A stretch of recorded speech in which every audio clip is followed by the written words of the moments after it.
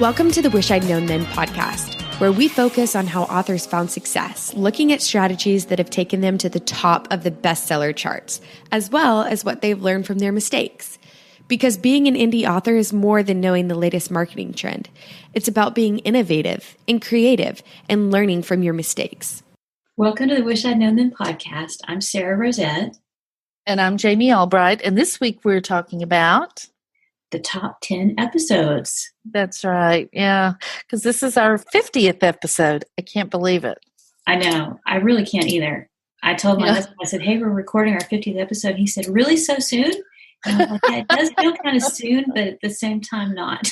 Yeah, exactly. It's kind of been a nice way to count down the year, though. You know, it's like, yeah. So, but yeah, it's been great. I mean, it's just been so fun to do the podcast, and it has. We've got to talk to some great people, and I've learned a lot, and it's been really good to be able to check in once a week and just see you and talk to other people. That's been the nice thing about 2020. Yeah, kept us sane.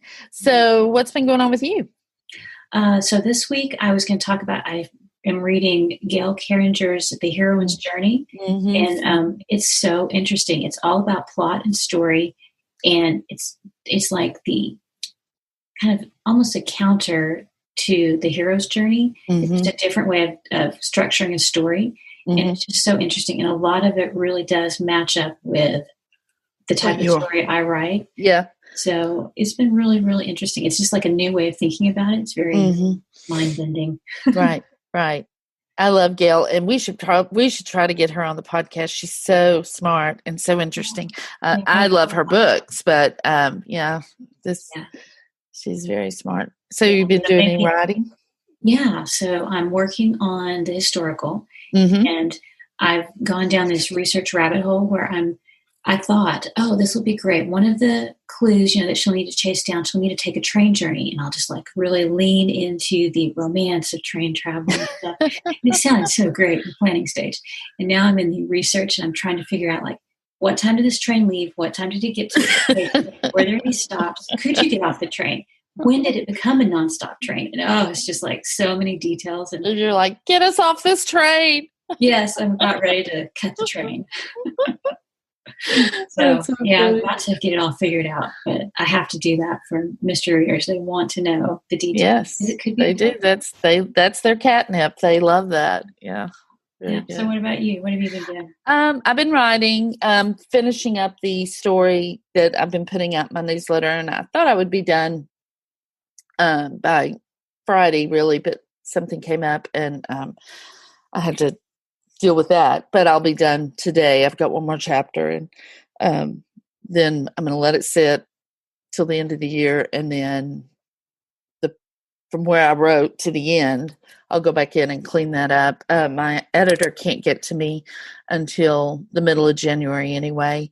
So I'm fine. I mean, as far as time, I just wanted to finish something this year. I just felt like for my mental health, I needed to finish something. And so that's been good. And I've been watching Warrior Nun on Netflix. And oh my gosh, it's so good. I've seen it for a while, but I've just kind of gone, that looks silly. But I don't know why the other night I tried it. I thought, well, I'll just watch one episode, and if it's stupid, then I won't. I couldn't stop watching it. It was really good and very, but unfortunately I didn't look to see how many seasons there were, and there was only one, and it ended kind of cliffhangery, but, I found out last night after I finished and Googled, I found out that they've just approved them for a second season. So you are hooked. Yeah, I'm hooked. I can't wait. So it'll be next year sometime. But I'm pretty hooked. Yeah. So I have to ask: is this a nun who is seeking out revenge? No. She's not even a nun. There's this. There's this relic that they put into the warrior nuns that makes them invincible, or almost invincible. And the relic accidentally gets put into her because they're trying to hide it. She's actually dead. It's complicated, huh? It sounds great. There are layers. There are layers to this story. Yeah, I mean, it's been really good though. I mean, it's the plot's good. There's some, the acting's really good, and it's also like witty. There's some banter and stuff that's been really good. So yeah, I love that. I love that. Mm-hmm. Well, I've been watching some Hallmark movies. Yeah. So if anybody has any suggestions, let me know.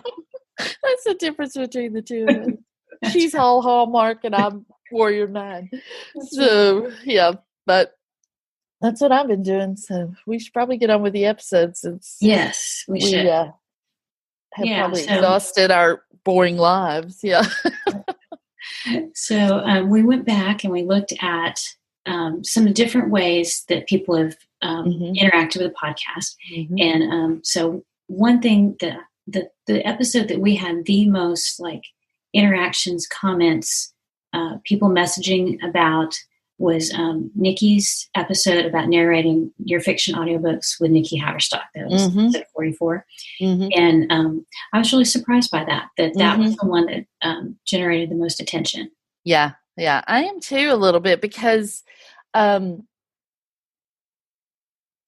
everybody can do that. But I think because the cost to get into, getting your audiobooks done is pretty high, or you have to do the split with the narrator. It's not as attractive as trying to do it yourself. So, I think that is really cool. Actually, I've been looking at my closet to see how I can hook things up, if I'm being honest, because I want to see about re-recording something and seeing how it goes. So, yeah.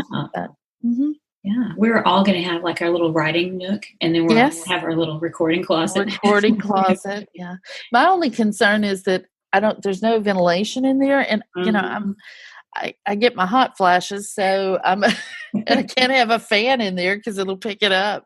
So I'm a little concerned about that. But you have to record in short burst. Yeah, short burst in between the hot flashes. Yeah. Oh my gosh. But yeah, no, I thought that was such a great interview, and I thought Nikki had some really, really good, just real practical steps. Real good tips. Yeah. Mm-hmm. So all these will be linked in the show notes. So if anybody wants to go back and find them, it'll be on Wish I'd Known Then for writers.com. So we'll be in the show notes. So we also looked at YouTube, and we've only been on YouTube, just like the static image and then the audio, since about November, I think. Mm-hmm.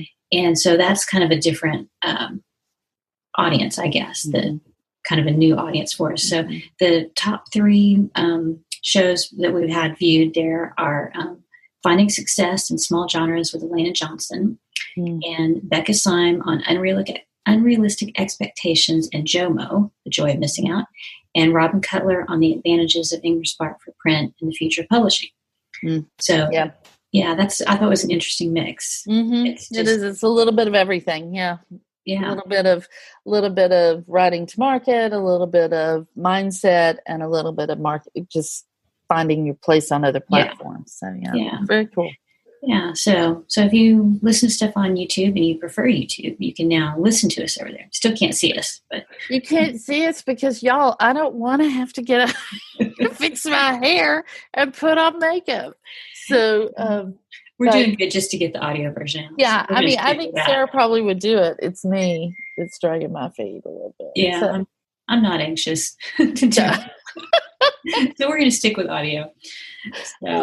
So on the audio downloads, so we're going to try something here where I'm going to try and play a clip of each person that we have on the list, and then we'll talk a little bit about the episode. So Jamie's going to read the episode, and I'll see if all goes well, if I can play the clip. Okay.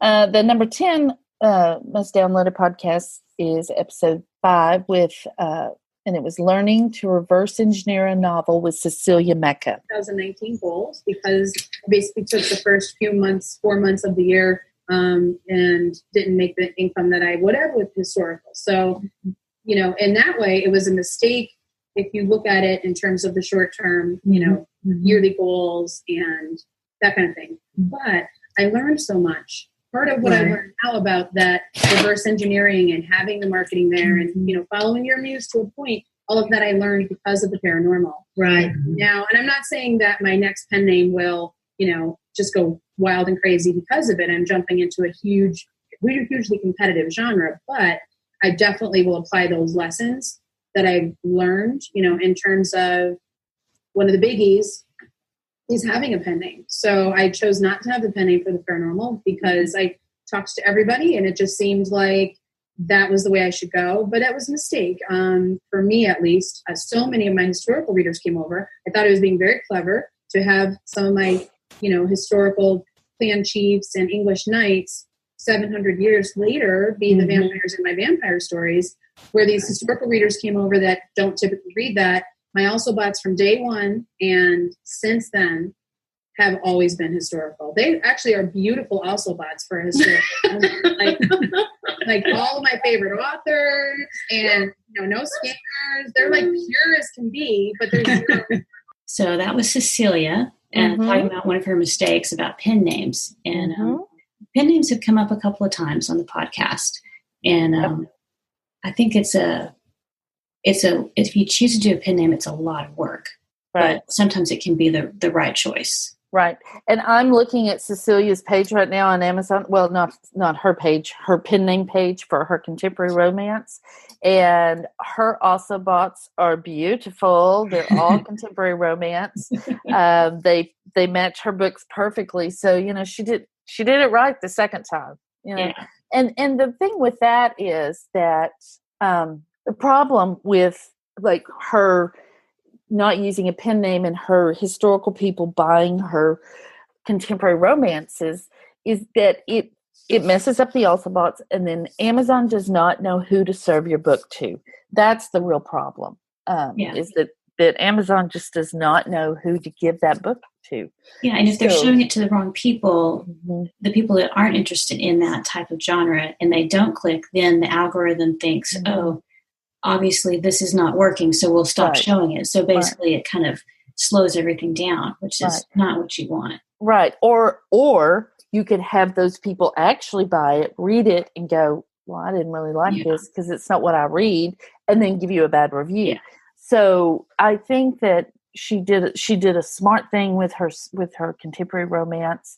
All the books are written to that genre, and the covers are great. And she, you know, like I said, her also bots are perfect. Yeah, so, and that's the whole thing. That's one reason we did this podcast. Yeah, learning from our mistakes. If you do something wrong, then it's not the end of the world. And that was something that I still struggle with because I hate to make mistakes. I don't want to do anything wrong.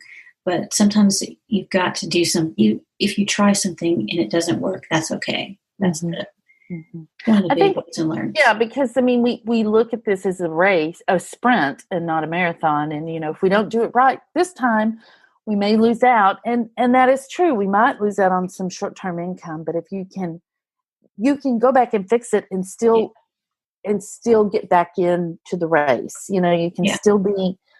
How many metaphors can I use in this explanation? But yeah, I mean, I think just as a culture, I've talked about this before, but I just think as a culture, we view making mistakes not in a healthy way. I mean, making mistakes is how we learn things. It should not be something that's shameful or that we should be embarrassed about. We should just, we should celebrate mistakes in a lot of ways because they help us get to that next level. So, yeah. It's very true. Mm-hmm. Very true. All right. So let's do number 9. Okay. The 9th most popular episode. 9th most popular episode was episode 24. Why isn't this book or series selling with Shea McLeod on analyzing backlist titles? Okay. So here's Shea. You've just done a whole recovering of a cozy series, correct? Right. I have one series that it was actually my first series, and I made a few mistakes when I was writing that, and it didn't really take off. And one of the mistakes was poor covers. I mean, they were okay, but they weren't what they weren't what people were looking for in cozy. So I recovered them. Mm-hmm. So I have that series, and then I have another series that was a completely different genre that I'm completely rewriting into a cozy series. So I've got two different things done. So we want to hear about it all. Okay. Because you did a post in the 20 Books to 50K yes. about recovering cozies, correct? Yes. And yes, that's all you did. That is all I did. That was, it's a contemporary cozy mystery series. Mm-hmm. And I knew the covers weren't great, but they weren't terrible. And they had been wide, and I put them in KU because someone, recommended that. But it didn't really help. Mm-hmm. So they were in KU. They were selling terribly. And I had met Mariah Sinclair at the 20 Books to 50K conference in Vegas.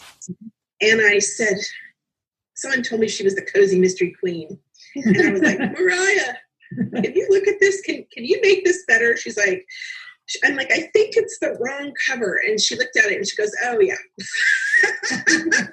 So I was fortunately able to hire her to do a complete rebrand, recover on the, I wouldn't say rebrand, more a recover on the series. Okay, so that's Shea. All she did was recover the books, and it was just an interesting story to hear how she did that and the results it had, because she said now the books have found their audience, and she was writing another book in that series. I thought this was one of the most interesting interviews we had, because she was so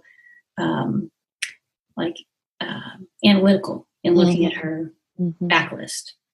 Yeah. Yeah. And, again, it kind of goes back to what we're talking about with Miss Cecilia, finding that audience. And another thing is, someone said this when I first started, on one of the podcasts we listened to back then, and I can't remember who it is, but basically your cover is the promise you make to your reader. That is a promise you make. And if your cover does not match what's inside the book, you're breaking that promise. You're breaking faith with those people. And it's really hard to keep a reader or hang on to that reader or get them back if you've broken a promise to them. So, and covers do, they give you that kind of emotional feeling. Like, I feel like a cover has to give you a feeling like what you're going to get. Right. And if that's what you expect, but then the book isn't what you expect, that's where you get that disconnect. And that's why covers are so hard. And that's why it's, if you can get it right, it can make such a huge difference. Right. Right. And why I've said, and I've been proven wrong on this a little bit, but, don't make your own, step away from Photoshop. But I know some people that make their own covers, and they do really, they're beautiful, and they're to market and everything. But most of those people either have some graphic design experience, or they have just worked their tails off and studied. And my friend Lori Ryan is one of them. She makes her own covers, and she works really hard. And I don't think she has graphic design experience, but she just really studied the market. She figures out the fonts. She doesn't she doesn't do the easy thing. And so, that's so important. They're just so important. I kind of wish they weren't, but they are. They're just super important. Yeah. Yeah. Yeah. So we're going to do number 8 now? Yep. Let's do it. Okay. Number 8, episode 30, Understanding Your Motivation to Write with H. Claire Taylor. I love this one. I wish I had known what I wanted out of writing a little bit more, so that I could build a marketing plan and expectations for that marketing plan that matched what would actually fulfill me. So, it started out, I was publishing, I had a couple standalones, because I thought that's what you did, because, I was modeling off of traditional publishing, and I was coming out of academia, and that's very much like, well, you need to write literary fiction, and it needs to be a standalone, and it can't make anyone happy. Yeah. Okay. No laughter. All right. Yeah. No laughter at all. Oh my gosh, I turned in a satire to one of my professors for like my senior, thesis thing. And they were like, what is this? I was like, I don't know, a little bit of joy. Sorry. But yeah, so I had to kind of get over that myself because I had the wrong idea of what writing should be for me and what my goals should be rather than what I actually wanted them to be. Mm-hmm. And so I think it's hard to know how to market if you don't know what you want out of it.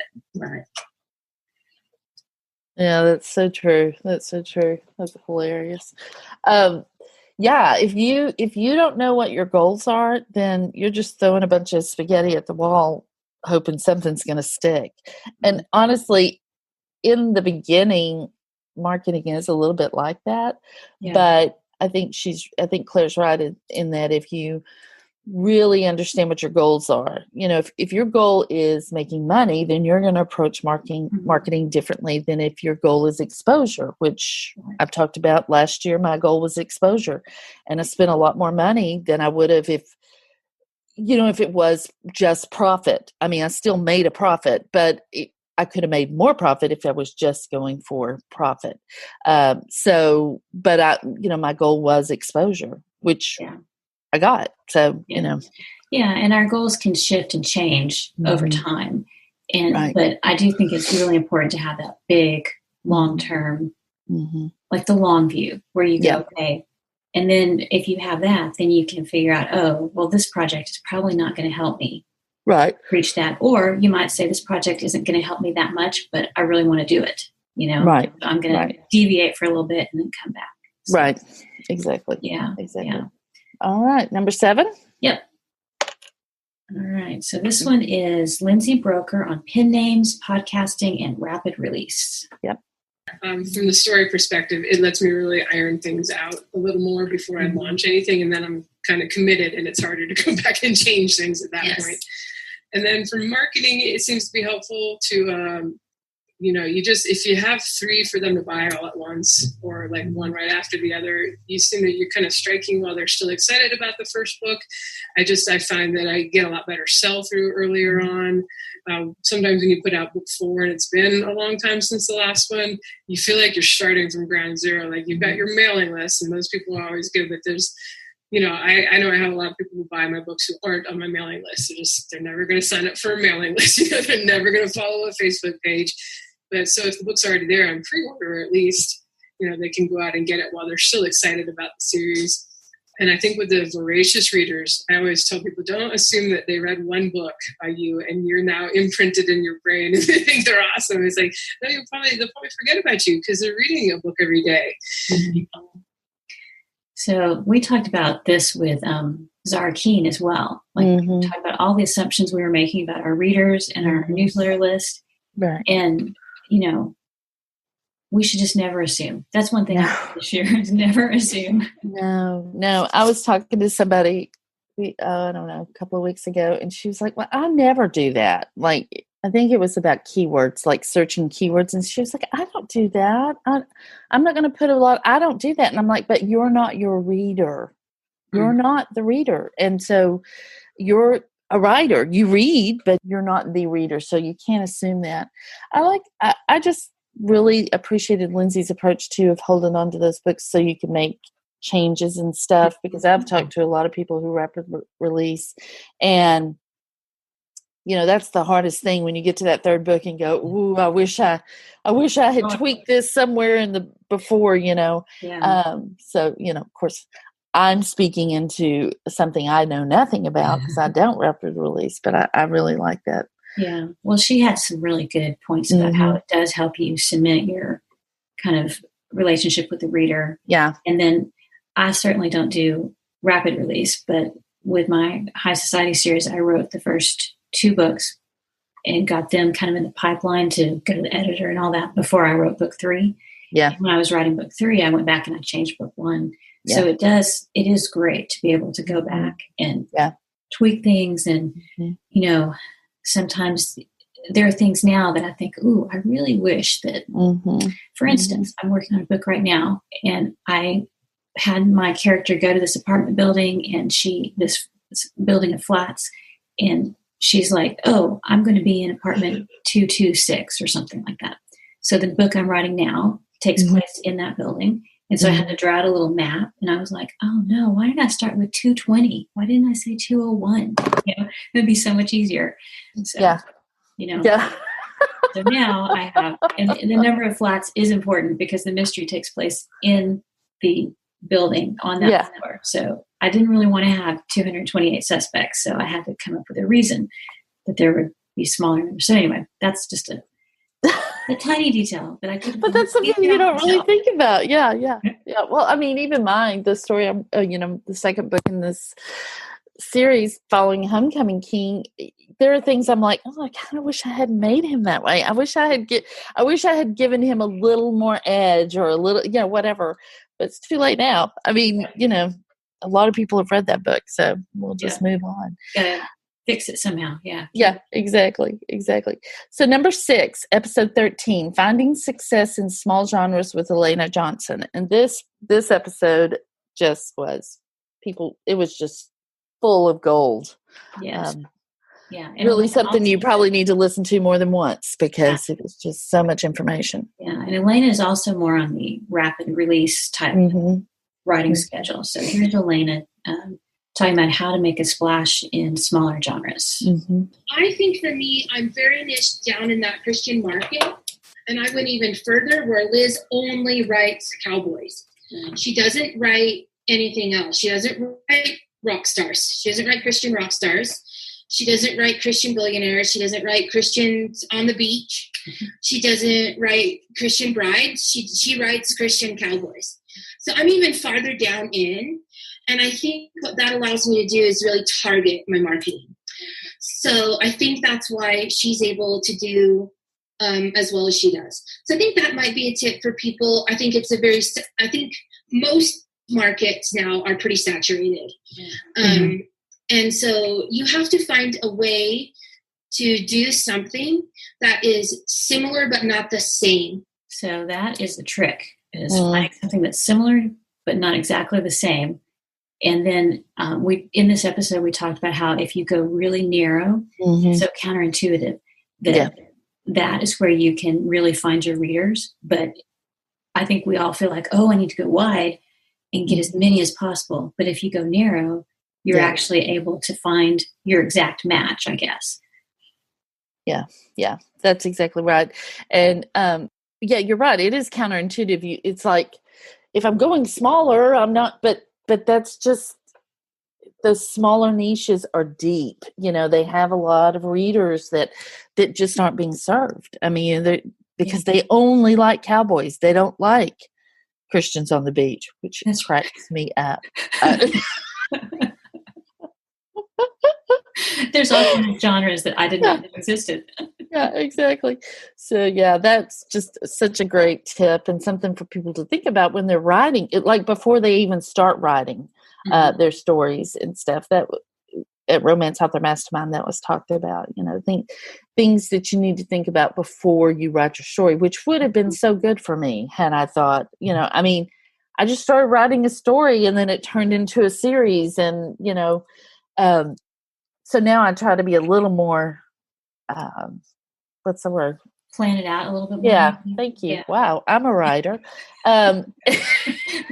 We specialize in the written word, though. The spoken word. Yeah. Oh my gosh! But anyway, that's what I think. I think that's so important. Yeah. For I didn't understand that either when I first started, and that's one reason I wrote the whole How to Write a Series book.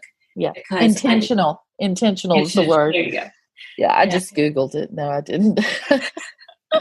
But I didn't understand that about making a series big enough to sustain more than 3 or 6 books. And there is a way you can set your series up that it can be ongoing and never ending. Right. But I didn't realize that. And I made a bunch of mistakes in my first series. Like I gave my character little kids, and then that kind of, if the readers are reading for the little kids, can the little kids get older? Can people grow? Yeah. No. So you kind of lock yourself into certain things and limit you. So, lots to learn there. And a lot of it, you just have to get in there and do it. Right. Exactly. All right. Number 5 is episode 22 with Pamela Fagan Hutchins, turned her writing career around. Yes, this one she's talking about networking with other authors.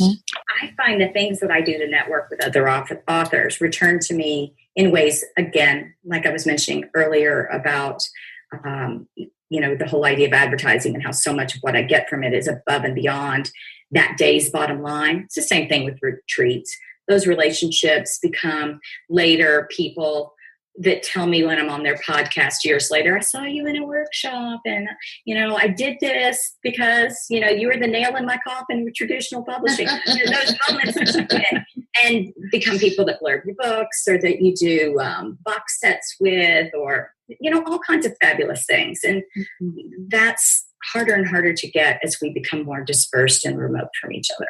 So that was a fun interview. And what's funny is that after this interview, I had an opportunity to be in a box set, a multi-author box set. And we were trying to find another person it was an audiobook box set, actually. And we were trying to find another person who was wide and kind of wrote the same type of tone. And I thought, what about Pamela?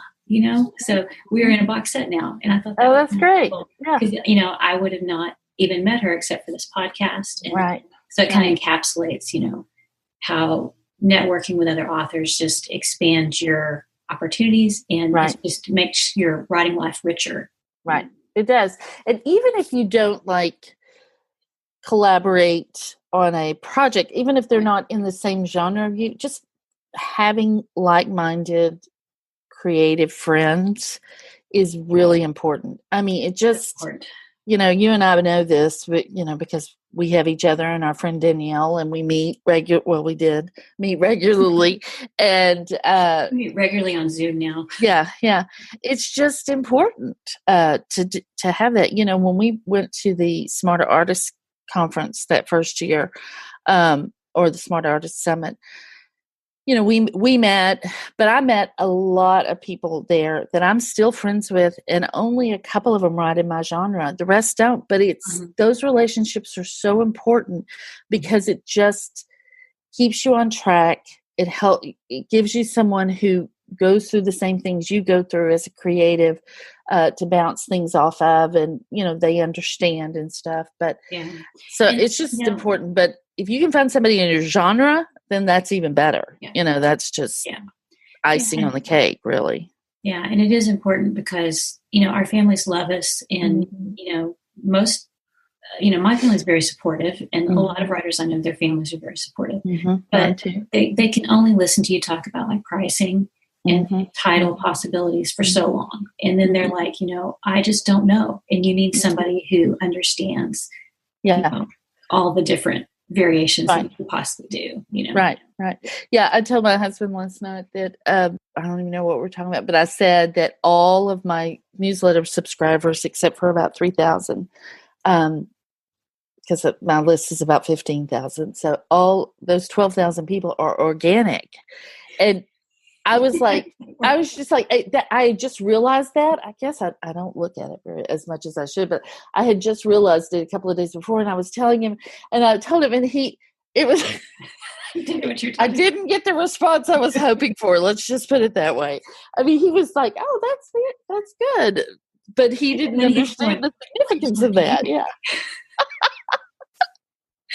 Oh my gosh, I get it sometimes. So, they do. So that's why we need writer friends. Yeah. And then also, she's right, anthologies or box sets or just, marketing tips, things that work for romance don't work for cozy mysteries or historical mysteries and vice versa. So it's just good to have those contacts and those relationships. All right. So episode 4. Well, no, the 4th most downloaded episode is episode 1, Our Mistakes and Lessons Learned from Indie Publishing. So that was between the two of us. Yeah, we interviewed each other, and I'm just going to this is just a tiny short little snippet because you've heard a lot of us in this. Yeah, this is just a couple of seconds of that first episode. We're going to interview each other and find out our deepest, darkest secrets, right? Yes. Yeah. Sort of. Within reason. Yeah. So I figured that was enough of us talking about each other. Really. So that was funny. And I feel like I've learned a lot, like about podcasting and I feel much more comfortable than I did in the beginning. And that was one reason I wanted to do this podcast, was because I get nervous anytime for anything, speaking in front of anybody. And that includes Zoom. I just get nervous and I feel more comfortable. I know the more you do it, the more comfortable you feel. But I was so nervous during that first episode. Yeah, I think we both were. But it was. Yeah, I'm just so happy we did this. I can't. People are sick of us saying that, but I mean, I just am so happy we did this, and I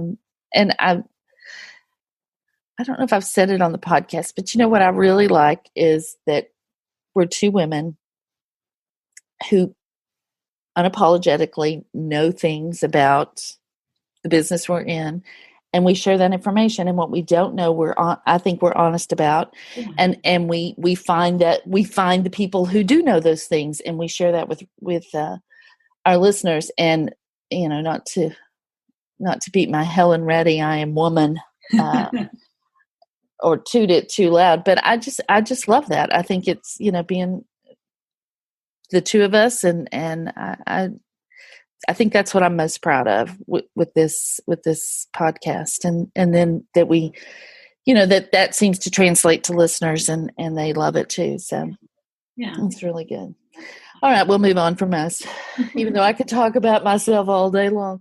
The third most downloaded episode is episode 8. David Gaughran is using his lessons learned to reboot his fiction and nonfiction books. And in this clip, he's talking about unlearning craft stuff. Well, so switching back sort of to writing and craft. So is there anything that you wish you had known about writing and craft when you got started? Yeah, I've had to unlearn a lot of stuff, a lot of stupid assumptions that I had coming into my career. Certainly the biggest one, just in terms of basic craft stuff, was I would have valued the skill of writing a pretty sentence much more than constructing a satisfying story. And worse than that, I used to assume that, storytelling was the easy part and writing a pretty sentence was the hard part. And so that's where I focused all my energies. And I'm completely 100% wrong about that. Anybody can learn to write a pretty sentence. Constructing a story, especially one that's, going to resonate widely with a lot of people, that is the biggest challenge of all. And I think you can spend your whole life trying to master that skill, and you'll probably never fully do it. There's always some new aspect of storytelling to learn. And readers value, of course, especially, outside of literary fiction, but even in literary fiction, I think as well, like readers value a story more than simply a pretty sentence. And you can have 100,000 words of the prettiest sentences that have ever been written, and it'll be unreadable unless it's, crafted into an actual story that resonates with people emotionally and has a certain arc and all those things that we try and do. So I can listen to David Gaughran all day long, pretty much. Well, I could too. So yeah. And anytime I've gotten myself in trouble, it's been because I've lost track of telling the story and have started worrying about the minutia of things.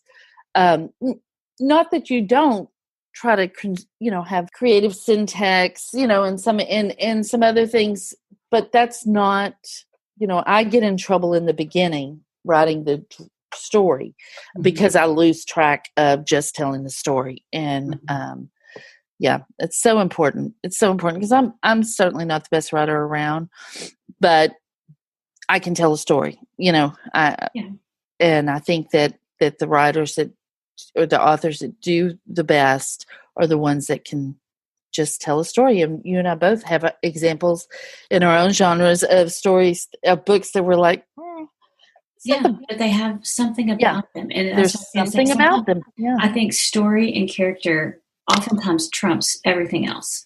Right. Because, there are books that they're not technically greatly written, but readers love them. And, there are books that they have problems with grammar and stuff, but if the reader is into the story, and I read books like that too, that I thought, oh, this is just not very well edited, but I really want to find out what happens. Yeah. Yeah, absolutely. Me too. So I think that is so important. Okay. So the second most downloaded episode was episode 29 with Craig Martell, and it's on pricing strategies, making more money with less books, and writing with health issues. So have you ever made a mistake that turned out to be a good thing, or gone against kind of popular opinion of what you should do, and it turned out to be a good thing? I made a mistake that wasn't a good thing, and as I wrote my first 4 books with 3 different genres. Now, all 3 sold, or all 4 books sold, but the one thriller that I had written, I considered my very best book ever, and I still have a hard time selling it. There's no traction, but there's only one of them because it never really sold. So I'm like, I could make more money writing these other books. And so I'm reinvigorating that series. I'm getting Stuart Batch covers. I'm going to add a second book. And then I'm writing the new series. So I'm going to have 2 commensurate thriller series running side by side, along with my space lawyer series, which is kind of thriller, kind of courtroom drama. All right. So that was Craig on, not, I think now the term is like staying in your lane, right? Like you pick a genre and you stay in it. Right. That's like one of the wise things that you can do. Yes. Like there's certain things, like the kind of the to-do list, if you want to be successful, and one of those is stay in your lane. Right. Which is really hard to do. Hard to do, because we all have those projects of our heart that we want to write. The thing about Craig is he can write fast, so he can do multiple things and still kind of rebound from it. But if you don't write very fast, and like someone we know and love, then you could spend 6 months, a year writing a book that doesn't do well, and then you've gone that long without putting out a book that makes you any money. So I think staying in your lane is good, but also knowing your limitations.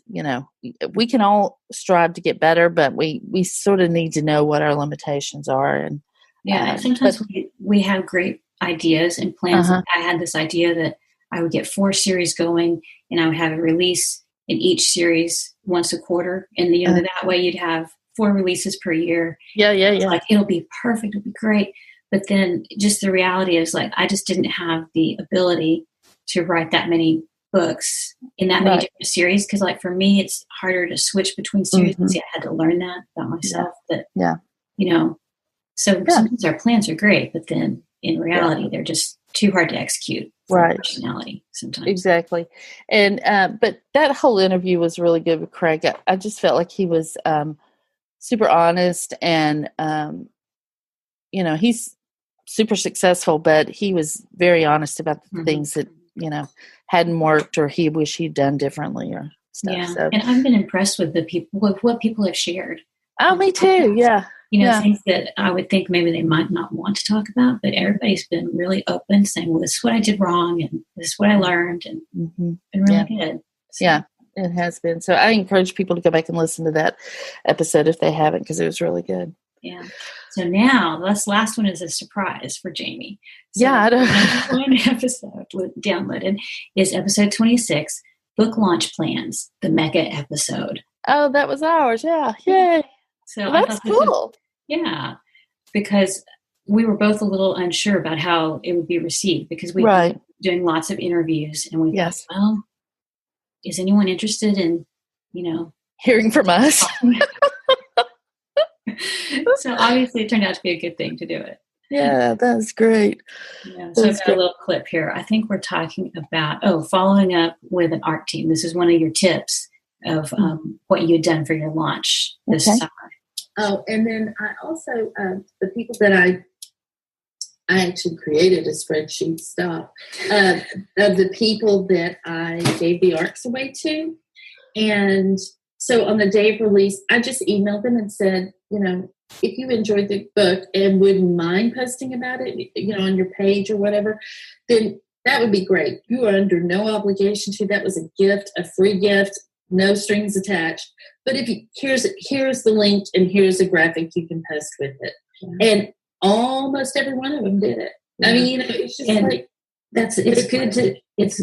it's basically you're giving them a reminder saying, hey, if you would like to do this, this is great. No pressure, because like for us, a release is like our whole world. But for these people that review, lots of people are like, oh, it is that day. But lots of people review lots of books, especially like in the cozy mystery world. Oh, yeah. And they like getting the new books. And sometimes the dates get away from them and they forget, or they don't get on their calendar and stuff.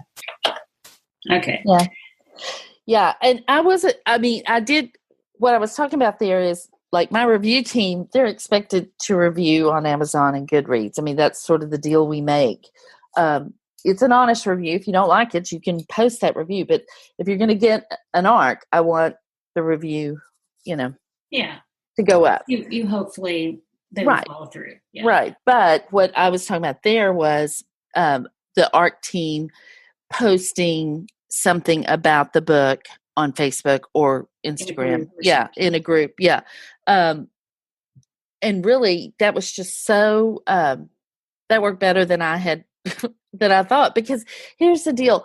We can pay money for pay-per-click ads. We can pay money for newsletter ads, but word of mouth sells books. If your friend says, I really love this book, then you're going to be more inclined to buy it and try it or get it on KU. So, or in KU. So yeah, I think that was, I hadn't done that before this time. And I was really glad that I did. Yeah. So one other thing I asked in our group, what lessons learned, I said, we're coming up on this 50th episode. And so I thought I would just read one of these today, and maybe we'll kind of sprinkle them in the next couple of episodes. Sure. But one response was Juliet Fisher. And she says some very nice things about the podcast. She does, We're so happy that people are listening and enjoying it. And she said her biggest takeaway is it's hard work. No matter how much you look at it, it's important to remember the why. Comparison is the killer of contentment, but having good people to look up to is vital. And so I think that people are enjoying the podcast. I think we should keep doing it. You want to keep doing it in 2021? Let's keep doing it. I got nothing else going on. And actually, we do have some good interviews lined up already for 2021. Yes, we do. We're going to continue on and just keep talking to people and find out what they wish they had known. Right. Thanks for listening, you guys. We appreciate it.